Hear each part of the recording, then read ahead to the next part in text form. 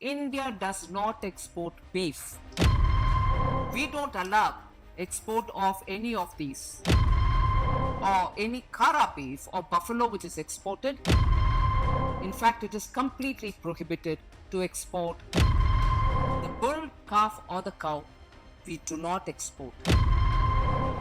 ಕೆಲ ತಿಂಗಳುಗಳ ಹಿಂದೆ ಸೋಷಿಯಲ್ ಮೀಡಿಯಾದಲ್ಲಿ ಕೇಂದ್ರದ ಫೈನಾನ್ಸ್ ಮಿನಿಸ್ಟರ್ ಆಗಿರೋ ನಿರ್ಮಲಾ ಸೀತಾರಾಮನ್ ರವರು 1.5 ನಿಮಿಷದ ಒಂದು ವಿಡಿಯೋ ವೈರಲ್ ಆಗಿತ್ತು. ಅದರಲ್ಲಿ ಅವರು ದೇಶದಿಂದ ಗೋಮಾಂಸ ರಫ್ತಾಗ್ತಿದೆ ಅನ್ನೋ ಒಂದಷ್ಟು ಜನರಿಗೆ ಸ್ಪಷ್ಟನೆಯನ್ನು ಕೊಡ್ತಾ ದೇಶದಿಂದ ಗೋಮಾಂಸ ಯಾವುದೇ ಕಾರಣಕ್ಕೂ ರಫ್ತಾಗ್ತಿಲ್ಲ ಅಂತ ಹೇಳಿದರು. ಇವರ ಈ ಸ್ಪಷ್ಟನೆಯ ನಂತರನೂ ಇವತ್ತಿಗೂ ಒಂದಷ್ಟು ಜನ ಭಾರತ ಗೋಮಾಂಸ ರಫ್ತು ಮಾಡ್ತಾ ಇದೆ ಅನ್ನೋ ವಿಷಯವನ್ನು ಹಿಡ್ಕೊಂಡು ಸರ್ಕಾರವನ್ನು ಟೀಕಿಸೋ ಕೆಲಸವನ್ನು ಮಾಡ್ತಾ ಇದ್ದಾರೆ. ಹಾಗಾದರೆ ದೇಶದಿಂದ ಗೋಮಾಂಸ ನಿಜಕ್ಕೂ ಹೊರದೇಶಗಳಿಗೆ ರಫ್ತಾಗ್ತಾ ಇಲ್ವಾ? ಒಂದು ವೇಳೆ ನಿರ್ಮಲಾ ಸೀತಾರಾಮನ್ ಸುಳ್ಳು ಹೇಳ್ತಾ ಇದ್ದಾರಾ? ಅದೇನು ನೋಡೋಣ ಬನ್ನಿ.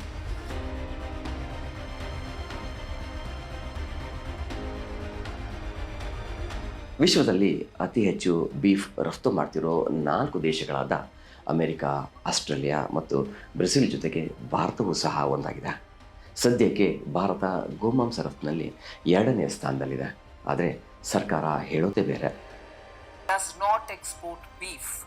If we understand beef as the meat which comes from the cow or the calf of the cow or the ox or the bull of a cow, the bull, calf or the cow, we do not export. There is an expression called Kara beef which is used for buffaloes. The buffaloes are permitted, we can export buffaloes, and therefore if there is any confusion that we are permitting buffalo export in the name of beef, no, we don't export beef, and any beef or any Kara beef or buffalo which is exported from authorized slaughterhouses for which permission is given by EPEDA. Permission is never given by EPEDA for slaughterhouses which export beef or meat of the cow. ಕೇಳಿಸಿಕೊಂಡ್ರಲ್ಲ, Nirmala Sitharaman ಹೇಳುವಂತೆ ಭಾರತದಿಂದ ಯಾವುದೇ ಕಾರಣಕ್ಕೂ ದನ, ಕರು ಮತ್ತು ಎತ್ತುಗಳ ಮಾಂಸ official ಆಗಿ ರಫ್ತಾಗ್ತಿಲ್ಲ ಅನ್ನೋದು ಇದರಿಂದ ಗ್ಯಾರಂಟಿ ಆಯಿತು. ದೇಶದ ಪಶ್ಚಿಮ ರಾಜ್ಯಗಳಲ್ಲಿ ಹೆಚ್ಚಾಗಿ ಬಳಸೋ ಎಮ್ಮೆಯ ಮಾಂಸವನ್ನು ಕಾರಾ ಬೀಫ್ ಅಂತ ಕರೆಯಲಾಗುತ್ತೆ. ಈ ಎಮ್ಮೆಯ ಮಾಂಸವನ್ನು ರಫ್ತು ಮಾಡ್ಬೋದು. ದೇಶದ ಸಾಕಷ್ಟು ಜನರಲ್ಲಿ ಒಂದು ಗೊಂದಲ ಇಂದಿಗೂ ಇದೆ. ಅದೇನೆಂದರೆ ಎಮ್ಮೆಯ ಮಾಂಸದ ಹೆಸರಲ್ಲಿ ದನದ ಮಾಂಸವನ್ನು ಹೊರದೇಶಗಳಿಗೆ ಕಳಿಸ್ತಿದ್ದಾರೆ ಅಂತ. ಆದರೆ ಹಾಗಾಗ್ತಿಲ್ಲ. ಕೇವಲ ಎಮ್ಮೆಯ ಮಾಂಸವನ್ನು ಹೊರದೇಶಗಳಿಗೆ ಕಳುಹಿಸೋಕೆ ಮಾತ್ರ ಅಧಿಕೃತ ಕಸಾಯಿಖಾನೆಗಳಿಗೆ ಪರ್ಮಿಷನ್ ಕೊಡಲಾಗಿದೆ. ಯಾವುದೇ ಕಾರಣಕ್ಕೂ ದನದ ಮಾಂಸವನ್ನು ರಫ್ತು ಮಾಡೋಕ್ಕೆ ಯಾವುದೇ ಕಸಾಯಿಖಾನೆಗಳಿಗೆ ಇಲ್ಲಿಯವರೆಗೂ ಪರ್ಮಿಷನ್ ಕೊಟ್ಟಿಲ್ಲ. ದನದ ಮಾಂಸದ ರಫ್ತಿಗೆ ಸಂಪೂರ್ಣ ನಿಷೇಧವನ್ನು ಹೇರಲಾಗಿದೆ. ಭಾರತದಲ್ಲಿ ದನಗಳ ಮಾಂಸವನ್ನು ಬೀಫ್ ಅಂತ ಕರೆದರೆ ಎಮ್ಮೆ ಮತ್ತು ಕೋಣಗಳ ಮಾಂಸವನ್ನೂ ಸಹ ಬೀಫ್ ಅಥವಾ ಕಾರಾ ಬೀಫ್ ಅಂತ ಕರೆಯಲಾಗುತ್ತೆ. ಬೀಫ್ ರಫ್ತಿಗೆ 2002ರಿಂದಲೇ ನಿಷೇಧ ಹೇರಲಾಗಿದೆ. ಹಾಗೆ ಎಮ್ಮೆ ಮತ್ತು ಕೋಣಗಳ ಮಾಂಸದ ರಫ್ತಿಗೂ ಕೂಡ ನಿಷೇಧವನ್ನು ವಿಧಿಸಲಾಗಿದೆ. ಆದರೆ ನಮ್ಮ ದೇಶದ ರಫ್ತು ನೀತಿಯ ಪ್ರಕಾರ ಎಮ್ಮೆ ಮತ್ತು ಕೋಣಗಳ ಎಲುಬು ರಹಿತ ಮಾಂಸವನ್ನು ಅಂದರೆ ಬೋನ್ಲೆಸ್ ಮಾಂಸವನ್ನು ಮಾತ್ರ ರಫ್ತು ಮಾಡ್ಬೋದಾಗಿದೆ. ಯಾವುದೇ ಕಾರಣಕ್ಕೂ ದನಗಳ ಬೋನ್ಲೆಸ್ ಮಾಂಸವನ್ನು ರಫ್ತು ಮಾಡುವಂತಿಲ್ಲ. ದೇಶದಲ್ಲಿ ಕೇರಳ ಸೇರಿದಂತೆ ಪಶ್ಚಿಮ ಬಂಗಾಳ, ತ್ರಿಪುರಾ, ಮೇಘಾಲಯ, ನಾಗಾಲ್ಯಾಂಡ್, ಮಿಜೋರಾಂ ಹಾಗೂ ಅರುಣಾಚಲ ಪ್ರದೇಶದಲ್ಲಿ ಗೋವುಗಳ ಹತ್ಯೆಗೆ ನಿಷೇಧನೇ ಇಲ್ಲ. ಹಾಗೆ ಕರ್ನಾಟಕ, ಗುಜರಾತ್, ಉತ್ತರ ಪ್ರದೇಶ, ಹರಿಯಾಣ, ಮಧ್ಯಪ್ರದೇಶ, ಛತ್ತೀಸ್ಗಢ ಸೇರಿದಂತೆ ಸಾಕಷ್ಟು ಇನ್ನು ಇತರ ಕೆಲವು ರಾಜ್ಯಗಳಲ್ಲಿ ಗೋವಧೆಗೆ ಸಂಪೂರ್ಣ ನಿಷೇಧ ಇದೆ. ಇನ್ನು ಕೆಲವು ರಾಜ್ಯಗಳಲ್ಲಿ 14 ವರ್ಷ ಮೀರಿದ ಗೋವುಗಳ ಹತ್ಯೆಗೆ ಅವಕಾಶವನ್ನು ಕಲ್ಪಿಸಲಾಗಿದೆ. ಇದರಿಂದ ಗೋಹತ್ಯೆ ನಿಷೇಧವಿರೋ ರಾಜ್ಯಗಳಲ್ಲಿ ಅತಿಯಾಗಿ ಅಕ್ರಮ ಗೋಹತ್ಯೆ ಆಗ್ತಿದ್ರೆ ಗೋಹತ್ಯೆಗೆ ನಿಷೇಧ ಇರೋ ರಾಜ್ಯಗಳಿಂದ ಬಹಳಷ್ಟು ಗೋವುಗಳನ್ನು ಗೋಹತ್ಯೆ ನಿಷೇಧ ಇಲ್ಲದ ರಾಜ್ಯಗಳಿಗೆ ಹತ್ಯೆ ಮಾಡೋ ಸಲುವಾಗಿಯೇ ಸಾಗಿಸಲಾಗ್ತಿದೆ. ಮತ್ತೊಂದು ಕಡೆ ಎಮ್ಮೆ ಮತ್ತು ಕೋಣದ ಮಾಂಸದ ರಫ್ತು ಹೆಚ್ಚಾಗ್ತಿದ್ದಂತೆ ಸ್ಥಳೀಯವಾಗಿ ಅವುಗಳ ಮಾಂಸ ಪೂರೈಕೆ ಕಡಿಮೆಯಾಗ್ತಿದೆ. ಇದರಿಂದ ದನದ ಮಾಂಸಕ್ಕೆ ಬೇಡಿಕೆ ಹೆಚ್ಚಾಗಿ ಅವುಗಳ ಹತ್ಯೆ ಹೆಚ್ಚಾಗ್ತಿದೆ. ಈ ದೇಶದಲ್ಲಿ ಎಮ್ಮೆ ಮತ್ತು ಕೋಣದ ಮಾಂಸದ ರಫ್ತು 2018-19ರಲ್ಲಿ ಸುಮಾರು 24,034 ಕೋಟಿ ರೂಪಾಯಿಗಳಷ್ಟಿತ್ತು. ಇದು ದೇಶದ ಒಟ್ಟು ರಫ್ತಿನ 1% ಮಾತ್ರ.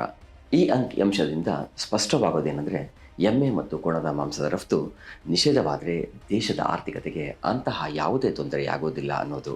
2017-18ರಲ್ಲಿ ಕೇವಲ 25,988 ಕೋಟಿ ರೂಪಾಯಿ ಆದಾಯ ತೋರಿಸಲುವಾಗಿ ಆ ಒಂದು ವರ್ಷದಲ್ಲಿ ಏನಿಲ್ಲ ಅಂದರೂ ಸರಿಸುಮಾರು 50 ಲಕ್ಷಕ್ಕೂ ಅಧಿಕ ಎಮ್ಮೆ ಮತ್ತು ಕೋಣಗಳ ಹತ್ಯೆ ಮಾಡಿ ಅದರಿಂದ ಸುಮಾರು 16.1 ಲಕ್ಷ ಟನ್ನಷ್ಟು ಬೀಫನ್ನು ರಫ್ತು ಮಾಡಲಾಗಿತ್ತು. ಈ ಮಾಂಸ ರಫ್ತಿನ ಪ್ರಮಾಣ ವರ್ಷದಿಂದ ವರ್ಷಕ್ಕೆ ಗಣನೀಯವಾಗಿ ಏರಿಕೆಯಾಗ್ತಲೇ ಇದೆ. ಇತ್ತ ದೇಶದಲ್ಲಿ ಸದ್ಯಕ್ಕೆ ಇರೋ ಎಮ್ಮೆ ಮತ್ತು ಕೋಣಗಳ ಒಟ್ಟು ಸಂಖ್ಯೆ ಕೇವಲ 16 ಕೋಟಿ ಮಾತ್ರ ಅಂತ ಒಂದು ಸಮೀಕ್ಷೆ ಹೇಳುತ್ತೆ. ಪರಿಸ್ಥಿತಿ ಹೀಗಿರುವಾಗ ಭಾರೀ ಪ್ರಮಾಣದಲ್ಲಿ ಇವುಗಳ ಹತ್ಯೆಯನ್ನು ಮಾಡ್ತಾ ಇವುಗಳ ಮಾಂಸವನ್ನು ಹೊರದೇಶಗಳಿಗೆ ಕಳಿಸಿದರೆ ಇವುಗಳ ಸಂತತಿ ಉಳಿಯೋದಾದರೂ ಹೇಗೆ ಅನ್ನೋದೇ ಪ್ರಶ್ನೆಯಾಗಿದೆ. ಮತ್ತೊಂದೆಡೆ ಎಮ್ಮೆ ಮತ್ತು ಕೋಣದ ಹೆಸರಿನಲ್ಲಿ ಗೋಮಾಂಸ ರಫ್ತಾಗ್ತಿದೆ ಅನ್ನೋ ಕೂಗು ದೇಶಾದ್ಯಂತ ಜೋರಾಗಿ ಕೇಳಿಸ್ತಿದೆ.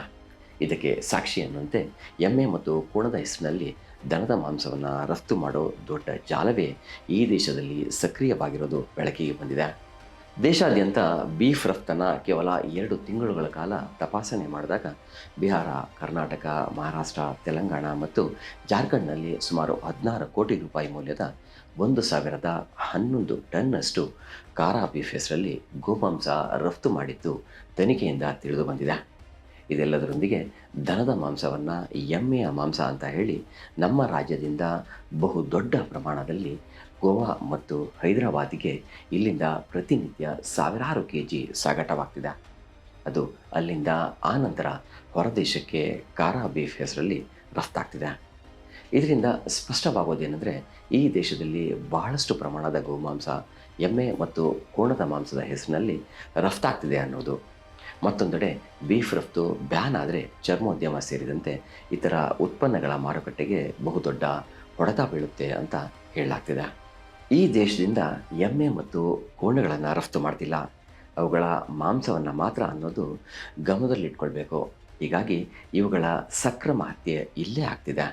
ಒಂದೊಮ್ಮೆ ಬೀಫ್ ರಫ್ತನ್ನು ನಿಷೇಧಿಸಿದರೆ ಇವುಗಳ ಮಾಂಸದ ಬೆಲೆಯಲ್ಲಿ ಇಳಿಕೆಯಾಗಿ ಬೆಲೆ ಕಡಿಮೆಯಾಗಬಹುದೇ ಹೊರತು ಆಗ್ತಿರೋ ಇವುಗಳ ಹತ್ಯೆಯಲ್ಲಿ ಯಾವುದೇ ವ್ಯತ್ಯಾಸ ಆಗೋದಿಲ್ಲ. ಹಾಗೆ ಈ ದಂಧೆಯಲ್ಲಿಯೇ ತಮ್ಮನ್ನು ತಾವು ತೊಡಗಿಸಿಕೊಂಡಿರೋರು ಅನಿವಾರ್ಯವಾಗಿ ಬೇರೆ ವೃತ್ತಿಯಲ್ಲಿ ತಮ್ಮನ್ನು ತಾವು ತೊಡಗಿಸಿಕೊಳ್ಳಬೇಕಾಗುತ್ತೆ.